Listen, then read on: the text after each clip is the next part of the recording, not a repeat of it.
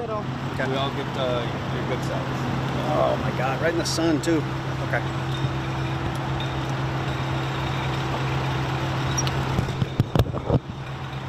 You guys ready? Ready.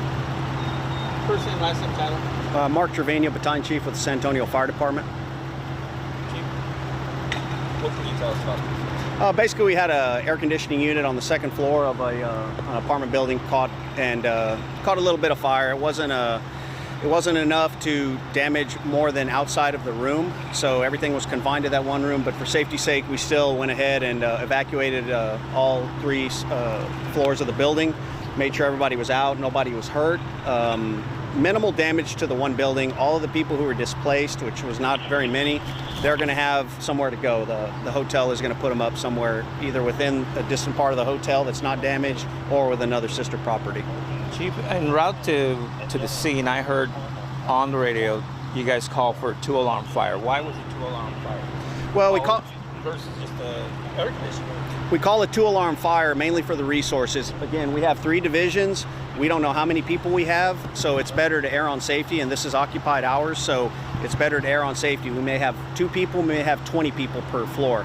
So we had to evacuate all 3 floors, and that takes companies and resources, at least 2 or 3 companies per floor, to bring them down. And then if the fire does migrate, get into the 3rd floor and the attic, we want to make sure we have enough resources on hand to handle it properly. Did wind also play a factor in the call for a 2-alarm fire? No, not necessarily. Our dispatch senator monitors that, but we don't.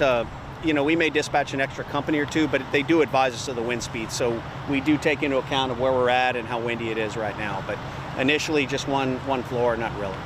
Chief, at the time of the fire, was there anybody in the room while this air conditioner's catching fire, or was the room empty by itself? The room was empty, and everybody started coming out by the time we got there to evacuate the remaining people. Most everybody had self-evacuated the parking lot. Could this have been worse? Of course it could have been worse. It could have been at night in a non-occupied room, 3 in the morning, and it could have traveled along the whole 2nd floor. But luckily, it was during the day, and we got a call real early, and we were able to put it out and make sure minimal damage, and nobody got hurt. Was the unit put out with a fire extinguisher, or what you guys call a red line? No. We ran what's called a horizontal standpipe, basically a long hose up the stairwell. We were able to push water on it that way. So the fire was knocked out quickly. Very quickly. Most of the situation was a few minutes on fire control and the rest on ventilating all 3 floors to make sure all the smoke and everything is out. Are you able to tell us how many people were displaced? Maybe 8, 9, 10? I can't say more than 10. And again, this is a long hotel building. There's plenty of other areas that are going to be further away that they can put them up in. How many company units did you guys call? 2nd alarm company, it's a minimum 20 units out here. Trucks, motors, the fire chief actually showed up. Some of our command staff showed up. We have ambulances show up just in case some of the occupants or firefighters are injured. We have EMS lieutenants. So there's a lot of companies, a minimum of 20 out here of different divisions. Anything else you can tell us? I always say just fire safety, don't leave candles unlit, and clean the lint trap on your dryers. Chief, I missed the first 30 seconds. Could you just tell us one more time what was the origin of the fire? It was an air conditioning unit on the 2nd floor of an apartment. Probably just shorted out, a belt caught or something, and then it ended up spreading out just to the wall a little bit. The firefighters were able to knock down the fire real quick. So it didn't spread outside the room, basically stuck to that one wall. And your name and last name?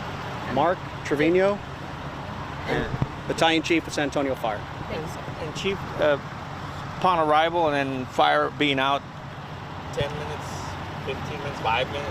I'd say 10 minutes tops. 10 minutes tops, but that's the company's responding, getting bunkered out, running upstairs with a hose and putting it out. So it's a quick response. We don't take our time. Are these, the ACs are checked? Like, how safety reasons, hotels are responsible for checking those ACs, make sure components. And will they face any fines? Is there such a thing? Well, I mean, if it's not a city facility, it's a privately owned facility. I mean, they want their equipment to be maintained, and I'm sure they do have somebody on a regular contract checking it. But that's not something that, if it's not a city facility, And that'd be, again, fire prevention would follow up with that if necessary. So at this point, they wouldn't even be facing any charges by anybody. If it's just an accident, I mean, you know, again, it's the damage is to their own building. Nobody got hurt, so they're going to be responsible for the repair, and that's, you know, pretty much that. Appreciate it, Chief. Anybody else? Okay, Thank guys. you. Thank you. Oh wait, let me get all my junk. Don't. All right. This won't air for sure. Record me at the